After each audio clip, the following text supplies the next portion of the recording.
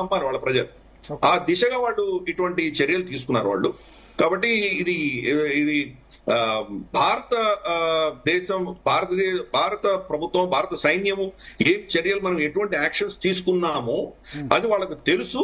కానీ వాళ్ళ ప్రజలకు తెలియదు. ఒక breaking news Santosh sir, Israel support చేస్తుంది. ఇజ్రాయెల్ అంబాసిడర్ ట్వీట్ చేశారు, Israel supports India's right for self defence. భారతదేశ రక్షణ కోసం, సెల్ఫ్ డిఫెన్స్ కోసం ఏదైతే చేసిందో దాన్ని మేము సమర్థిస్తున్నాం. Terrorist should know there is no place to hide from their heinous crimes against the innocents కు, అమాయకులకు మీద దాడి చేయడం టెర్రరిస్ట్ కరెక్ట్ కాదు. There is no place to hide to terrorist. ఎక్కడ దాక్కున్నా వాళ్ళని మట్టు పెట్టాల్సిందేంటూ ఇజ్రాయెల్ రాయబారి చెప్పిన పరిస్థితి. మామిడి గిరిధర్ గారు మీరు లైన్లోనే ఉండండి. మరొక ఇంపార్టెంట్ డెవలప్మెంట్, పాకిస్తాన్ భారత్ దెబ్బకు ఎమర్జెన్సీ ప్రకటించింది. మనం ఇప్పటికీ 1977 ఎమర్జెన్సీ గురించి డిస్కస్ చేస్తాం, అది పొలిటికల్ ఎమర్జెన్సీ. సో ఇప్పుడు భారతదేశం దెబ్బకు పాకిస్తాన్ ఎమర్జెన్సీ డిక్లేర్ చేశారు. పాకిస్తాన్ ప్రధాని షహబాజ్ షరీఫ్ ఎమర్జెన్సీ డిక్లేర్ చేశారు. సో సమాచారం అంతుంది ఏంటంటే joint strike by army plus air force plus army రెండు కలిసి జాయింట్ గా స్ట్రైక్ చేశాయి.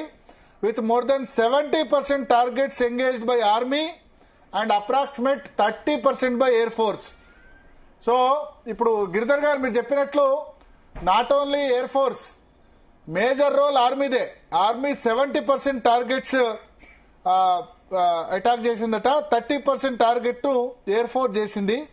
IAF, Indian air force used stand of weapons, army used drones, precision munitions, addition to other suitable weapons and platforms.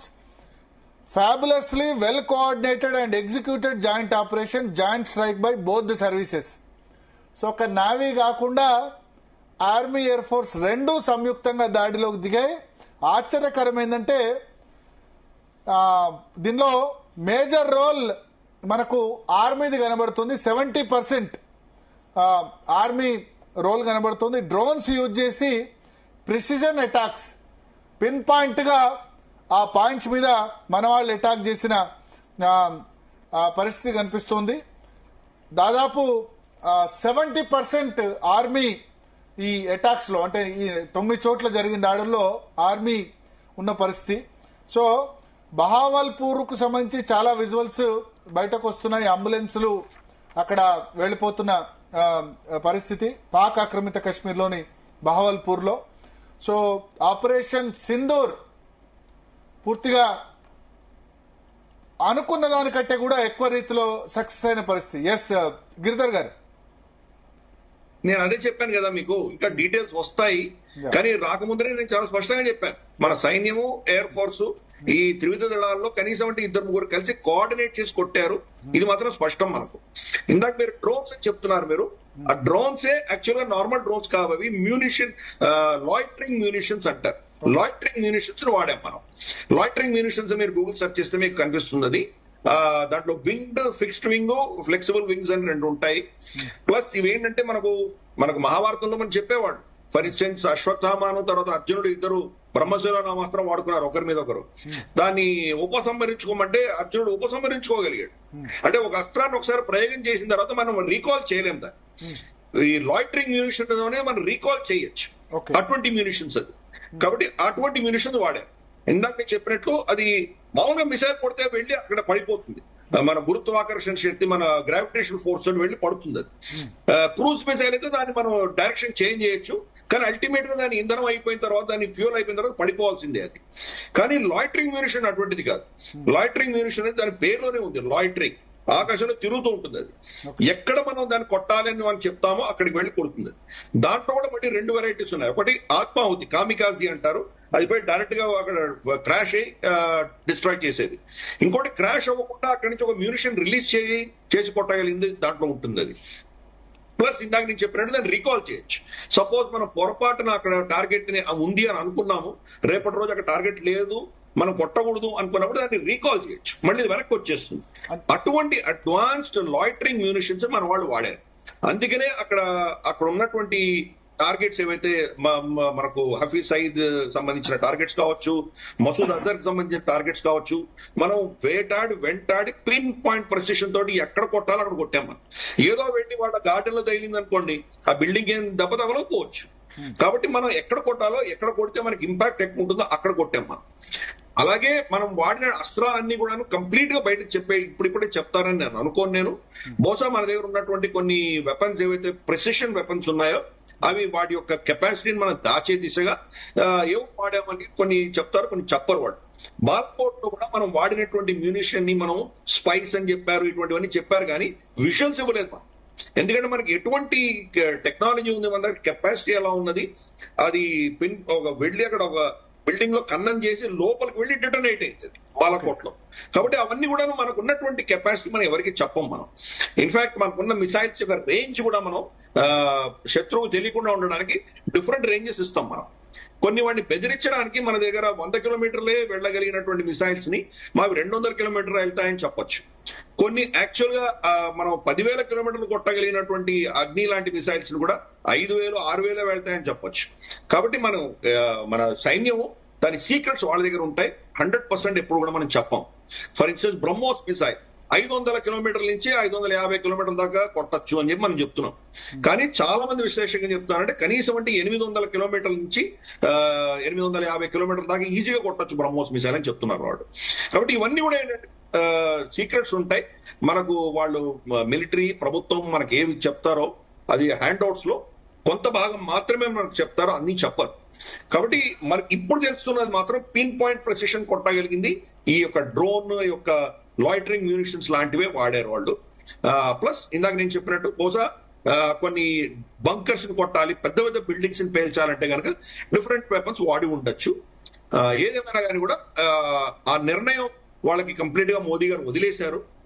ఎటువంటి munitions వాడాలి, ఎక్కడ కొట్టాలి, ఎలా కొట్టాలి అని మొత్తం ఫ్రీ హ్యాండ్ వాళ్ళకి ఇవ్వడంతో వాళ్ళు సుదీర్ఘంగా దీన్ని చర్చించి దీన్ని టార్గెట్ చేశారు. ఇన్ఫాక్ట్ మనం గతంలో కూడా మాట్లాడుకున్నాం మనం. ఇవి మనకు ఏప్రిల్ 22న జరిగినటువంటి ఘటన తర్వాత మనకు దినాలంటాం మనం తెలుగులో, మనం శ్రాద్ధ పీరియడ్ ఏదైతే ఉంటుందో ఈ శ్రాద్ధ పీరియడ్ అయిపోయేంత వరకు మనం స్ట్రైక్ చెయ్యము అని నేను చెప్తున్నాను. కన్సిస్టెంట్ గా చెప్పాను నేను. 12 రోజు మనకు 10వ రోజు ధర్మోదకాలు ఉంటాయి, 11వ రోజు సపిండీకరణ ఉంటుంది, 12వ రోజు మనకు మాసికం ఉంటుంది, 13వ రోజు శుద్ధి ఉంటుంది. నార్మల్ గా మనకు తెలుగు వాళ్ళకి ఇది మన ప్రొసీజర్. అందుకని 13 రోజులు ఆగి 14వ రోజు కొట్టారు. కాబట్టి ఈ యొక్క పీరియడ్ దేశమంతా కూడా మనం దుఃఖంలో శోకం ఉంది కాబట్టి మనకు ఇది అయిపోయిన తర్వాత మనం టార్గెట్ చేసి 13వ రోజు కొట్టారు, 14వ రోజు కొట్టారు.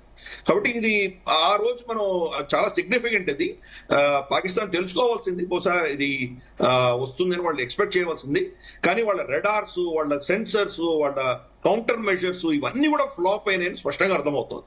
అంటే మన వాళ్ళు ఎంత ప్లానింగ్ చేసి ఉండాలి, దానికి ఎటువంటి వాళ్ళకి ఏం తెలియకుండా, వాళ్ళని పసిగట్టలేకుండా, దీన్ని కౌంటర్ చేయలేకుండా పాకిస్తాన్ ని వీళ్ళు ఎలా మన వాళ్ళు కౌంటర్ చేయగలిగారు అన్నది చాలా అద్భుతమైన విషయం. డీటెయిల్స్ వచ్చే కొద్దీ మనకు తెలుస్తుంది. ఎంత వాళ్ళ ఎయిర్ డిఫెన్స్ సిస్టమ్ ఏమైంది sir? Air defence system fail అయినట్టే కదా?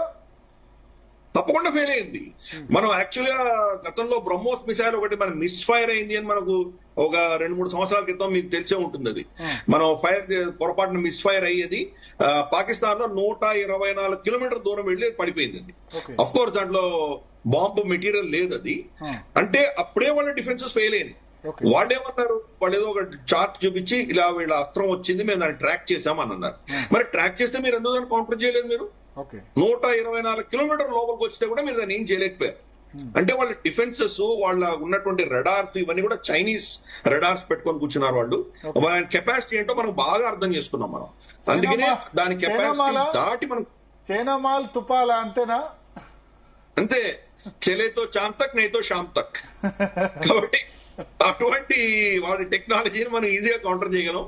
మన దగ్గర ఉన్నటువంటి టెక్నాలజీ మనం అఫ్ కోర్స్ రష్యా నుంచి, ఇజ్రాయెల్ నుంచి, తర్వాత ఫ్రాన్స్ నుంచి తెచ్చుకున్నాం. కానీ కమ్యూనికేషన్ టెక్నాలజీలో, రెడార్ టెక్నాలజీలో, ఎస్పెషలీ మనకు ఉన్నటువంటి ఎయిర్ క్రాఫ్ట్స్ మనకు సుఖాయ్ MK30 MKI లో కావచ్చు, లేదా తేజస్ లో కావచ్చు, చాలా వాటిల్లో మనం ఈ రోజు మన ఉత్తమ్ రెడార్, మన భారతదేశంలో తయారైనటువంటి ప్రోటోకాల్స్ అని మనం పెట్టుకుంటున్నాం మనం. కాబట్టి మనకు ఎవరు ఇంటర్ఫియర్ అవ్వకుండా ఉన్న దిశగా మన టెక్నాలజీ మనమే ఆత్మనిర్భరత పెంచుకున్నాం మనం. గత 5-6 సంవత్సరాల్లో, ఎస్పెషల్లీ గల్వాన్ ఘటన జరిగిన తర్వాత చాలా అంశాల్లో మనం ఎవరి మీద వేరే దేశాల మీద డిపెండెన్సీ అనేది తగ్గించుకొని మన శక్తిని మనం పెంచుకున్నాం. దాని యొక్క పరిణామమే ఈరోజు చూస్తున్నాం. కానీ మనకి ఇక్కడ ఒక అంశం ఏంటంటే, ఒక పర్టికులర్ న్యూస్ ఐటమ్ నేను చూశాను. దాంట్లో ఏమన్నారంటే కనుక, ఫ్రాన్స్ యొక్క అసెట్స్ ను వాడుకున్నాం కాబట్టి ఈ అటాక్ జరిగిన తర్వాత ఫ్రాన్స్ కి మనం బ్రీఫింగ్ ఇచ్చాము అని తెలుస్తోంది. కానీ ఫ్రాన్స్ మరి మనం జగువార్ వాడామా లేకపోతే మనం రఫైల్స్ వాడామా తెలియదు. అది ఇంకా చెప్పలేదు. బహుశా డీటెయిల్స్ వస్తాయి. బహుశా రఫైల్స్ వాడి ఉండొచ్చు. మనం రఫైల్స్ యొక్క క్షమత, ఇంతవరకు రఫైల్ యుద్ధం చూడలేదు భారతదేశంలో. ఇండక్ట్ అయ్యి జస్ట్ 2-3 సంవత్సరాలు అయింది. కాబట్టి దాన్ని బహుశా టెస్ట్ చేసామా, రఫైల్స్ వాడుకున్నాం కాబట్టి మనం ఫ్రాన్స్ కి ఏమైనా మెసేజింగ్ ఇచ్చామా తెలియదు. ఇవన్నీ కూడా ఏంటంటే ఒక 2-3 గంటల్లో మనకు ఫస్ట్ వాళ్ళ ప్రెస్ బ్రీఫింగ్, తర్వాత మీరు కూడా వాచ్ చేస్తున్నారు. అలాగే క్రమేపీ ఈ న్యూస్ అంతా కూడా ట్రికిల్ అవుతుంది. 2-3 గంటల్లో మనకి డీటెయిల్స్ అన్ని తెలుస్తాయి. రాబోయే రోజున ఇంకా ప్రెసిషన్ గా మనకు పాకిస్తాన్ నుంచే మనకు చాలా ఇన్ఫర్మేషన్ వస్తుంది. దాన్ని ఎంత సెన్సార్ చేసినా గానీ ఆగినటువంటి ఇన్ఫర్మేషన్ ఇది. కాబట్టి రైట్ నౌ మనకున్న ఇన్ఫర్మేషన్ ప్రకారమే మనం దీన్ని విశ్లేషించుకోవచ్చు. డెఫినెట్ గా చాలా పకడ్బందీ ప్లాన్ తోటి చేసినటువంటిది. చాలా ప్రొఫెషనల్ గా చేశారు మన వాళ్ళు. పాకిస్తాన్ యొక్క డిఫెన్సెస్ అన్ని కూడా ఫెయిల్ అయినాయి. మరి ఇటువంటి పరిస్థితుల్లో వాళ్ళు నిజంగా కౌంటర్ అటాక్ చేసేటువంటి క్షమత ఉన్నదా వాళ్లకు? కౌంటర్ అటాక్ చేసేటప్పుడు మన ప్రతిస్పందన ఎలా ఉంటుంది? ఇవన్నీ కూడాను రాబోయే కొన్ని గంటల్లో మనం చూస్తాం. మనం సార్ ఒక్క నిమిషం మీరు లైన్ లో ఉండండి. శ్రీచరణ్ సిద్ధంగా ఉన్నారు సునీత లైవ్ లో. శ్రీచరణ్, ఏంటి ఇప్పుడు ప్రస్తుతం ఎల్ఓసి దగ్గర పరిస్థితి ఏంటి? అక్కడ సిచ్యువేషన్ ఏంటి? సునీత, పాల్గామ్ ఏప్రిల్ 22వ తేదీన పాల్గామ్ లో జరిగిన దాడికి చిహ్నంగా కూడా ఈరోజు ఆపరేషన్ సింధూర్ అని ఎందుకు పెట్టారంటే, కొత్తగా పెళ్లైన జంటలు ఎవరైతే వెళ్లారో వాళ్ళే ఆ భార్యల ముందే భర్తలను చంపడము, వాళ్ళకి వాళ్ళు ఎవరైతే భర్తలు పోయారో వాళ్ళ భార్యలకి ఒక గౌరవార్థంగా కూడా ఆపరేషన్ సింధూర్ అంటే మన హిందూ సాంప్రదాయాల ప్రకారము ఒక బొట్టు తిలకంగా కూడా భావిస్తారు. సో ఆపరేషన్ సింధూర్ అని పేరు పెట్టారు. దీనికి రాత్రి 1:44 కూడా ముహూర్తం ఖరారు చేశారు. దాదాపు 9 చోట్ల ఎల్ఓసి అంటే పాకిస్తాన్ లో ఎవరైతే మిలిటెంట్ స్థావరాలు ఉన్నాయో, లష్కర్ ఏ తోయిబాతో పాటు జైషే మహమ్మద్, ఆ స్థావరాలన్నింటినీ కూడా సక్సెస్ఫుల్ గా ఇటు ఇండియన్ ఆర్మీతో పాటు అలాగే ఎయిర్ ఫోర్స్ ఇద్దరు కొలాబరేట్ అయ్యి కూడా దాదాపు 9 స్థావరాలపైన దాడి చేసిన విషయం తెలిసిందే. ఇప్పుడు ప్రస్తుతం పాకిస్తాన్ లో అటు పొలిటికల్ గా ఇటు at the same time army పరంగా కూడా ఎమర్జెన్సీ ప్రకటించారు. సో ఇక్కడ మనము ప్రత్యేకంగా చెప్పుకోవాల్సింది మన ఇండియన్ ఆర్మీ తో పాటు అలాగే ఇండియన్ ఎయిర్ ఫోర్స్ గట్స్ గురించి కూడా చెప్పాలి. ఎందుకంటే చరిత్రలో ఎన్నడూ లేని విధంగా పాకిస్తాన్ ఆర్మీతో పాటు పాకిస్తాన్ ఎయిర్ ఫోర్స్, మొత్తం పాకిస్తాన్ దేశం అంతా కూడా భయపడుతుంది ఇండియన్ చూసి. కానీ ప్రిసైజ్ గా అంటే ఒక టార్గెట్ ఎంచుకొని మన ఇండియన్ ఎయిర్ ఫోర్స్ తో పాటు అలాగే ఇండియన్ ఆర్మ్ ఫోర్సెస్ కూడా చాలా యాక్యురేట్ గా కూడా స్థావరాలను పేల్చేసాయని కూడా మనము చెప్పుకోవచ్చు. And at the same time భారతదేశానికి గ్లోబల్ గా కూడా సపోర్ట్ వస్తుంది. ఇజ్రాయెల్ అంటే ఎప్పటికీ కూడా ఇండియాకి క్లోజ్ అయ్యి, సో ఇజ్రాయెల్ తో పాటు అలాగే ఫ్రాన్స్, వివిధ దేశాల నుండి కూడా మద్దతు వస్తుంది. డొనాల్డ్ ట్రంప్ కూడా తన స్టాండ్ అనేది కూడా మారుస్తూ వస్తున్నాడు. ఓకే, భారత్ తీసుకున్న డెసిషన్ ఓకే, కానీ ఆ కాన్ఫ్లిక్ట్ అనేది అంటే ఇంకా దాన్ని ముందుకు తీసుకెళ్లకుండా ఇద్దరు మాట్లాడుకోవాలని కూడా చెబుతున్నారు. యుఎస్ గవర్నమెంట్ లో కూడా వైస్ ప్రెసిడెంట్ ఒకలా మాట్లాడుతున్నారు, ప్రెసిడెంట్ ఒకలా మాట్లాడుతున్నారు. మొత్తానికి ఓవరాల్ గా ఇండియాకి సపోర్ట్ చేస్తున్నారు. మరొకటి ఆసక్తికరంగా మనం చెప్పుకోవాల్సింది ఏంటంటే, చైనా పదే కూడా మాది వరల్డ్ అనే అడ్వాన్స్ టెక్నాలజీ జెట్ ఫైటర్స్ లో కానీ దేంట్లోనైనా కూడా మరోసారి చైనా J-17 జెట్ ఫైటర్స్ ఏవైతే ఉన్నాయో Indian air force jet fighters ముందు తేలిపోయాయని కూడా చాలా క్లియర్ గా చెప్పవచ్చు. కొద్ది రోజుల కిందట కూడా మనం ఇదే విషయం పైన చర్చించుకున్నాము. ఇండియన్ జెట్ ఫైటర్స్ జనరల్ గా ఎక్సర్సైజ్ చేస్తున్నాయి బార్డర్స్ లో. అలాగే J-17 J-7 కూడా సిమిలర్ గా అలాగే ఎక్సర్సైజ్ చేశాయి. పాకిస్తాన్ చైనా నుంచి తీసుకొచ్చుకున్న J-7 జెట్ ఫైటర్స్ అవి కూడా ప్రస్తుత పాకిస్తాన్ ఆర్మీ చీఫ్ మున్వరే పట్టుబట్టి కూడా అవి చైనా నుంచి తీసుకున్నారు అనేది కూడా మరో వాదన నడుస్తోంది. అయితే భారతదేశంలో ఫ్రాన్స్ నుంచి కొనుగోలు చేసిన రాఫెల్ యుద్ధ విమానాలు ఎక్కడ కూడా పాకిస్తాన్ అంటే చైనా వాడే బైడూస్ అయితే ఏదైతే రాడర్ ఉందో ఆ రాడర్ కి రాఫెల్ చిక్కలేదు. కానీ విచిత్రంగా J-7 J-17 ఏవైతే పాకిస్తాన్ చైనా నుంచి కొనుగోలు చేసిన యుద్ధ విమానాలు భారత్ రాడార్ కి చిక్కాయి. సో దీంతో పాటు అప్పటి నుండే పాకిస్తాన్ కి ఒక భయం అనేది కూడా ఏర్పడింది. సో ప్రస్తుతము దాదాపు 33 సార్లు ఏప్రిల్ 22 నుంచి అంతకు ముందు నుంచి కూడా పాకిస్తాన్ 33 సార్లు కూడా సీజ్ ఫైర్ నిబంధనలను ఉల్లంఘించింది. సో ఇప్పుడు బార్డర్ లో ఇప్పటి వరకు అంటే ఎయిర్ ఫోర్స్ స్ట్రైక్ చేసింది, అలాగే ఆర్మీ కూడా ఉన్నారు. సో మరొకటి కూడా ఇప్పుడు ప్రస్తుతం ఢిల్లీ సర్కిల్స్ లో ఒక చర్చ జరుగుతుంది. కరాచీ పోర్టే నెక్స్ట్ టార్గెట్ అనేది కూడా చర్చనీయాంశంగా మారింది. కరాచీ పోర్ట్ తో పాటు పాకిస్తాన్ లో స్కర్తుతో పాటు ఇస్లామాబాద్, కరాచీ పలు మేజర్ 4 ఎయిర్ బేస్లు ఏవైతే ఉన్నాయో వాటిని కూడా భారతదేశం ధ్వంసం చేయబోతోంది అనేది కూడా సోషల్ మీడియా వేదికగా చర్చ జరుగుతుంది. ఒకవేళ పాకిస్తాన్ లో మెయిన్ ఎయిర్ బేస్ గిట ఒకవేళ భారతదేశం వాయుసేన ధ్వంసం చేస్తే పాకిస్తాన్ కి మళ్ళీ అవి రీబిల్డ్ చేసుకోవడానికి యావరేజ్ గా 2 సంవత్సరాలు పడుతోంది. సో దానికి ముందు కరాచీ పోర్ట్ ఏదైతే ట్రేడింగ్ అంటే గూడ్స్ అవైతే ఇంపోర్ట్ ఎక్స్పోర్ట్ చేసుకుంటుందో పాకిస్తాన్, అసలు కరాచీ పోర్ట్ ని టార్గెట్ చేస్తే ఇంకా ఆప్షన్ ఉండదు. పాకిస్తాన్ ఇప్పటికే దయనీయ పరిస్థితిలో ఉంది. ఈ నెల 9వ తేదీన IMF ఇంటర్నేషనల్ మానిటరీ ఫండ్స్ దగ్గర $1.3 బిలియన్ గురించి మరోసారి అడుక్కునేటందుకు కూడా చర్చలు జరపనుంది. సో ఇప్పుడు ప్రస్తుతము LOCలో అంటే బ్యాటిల్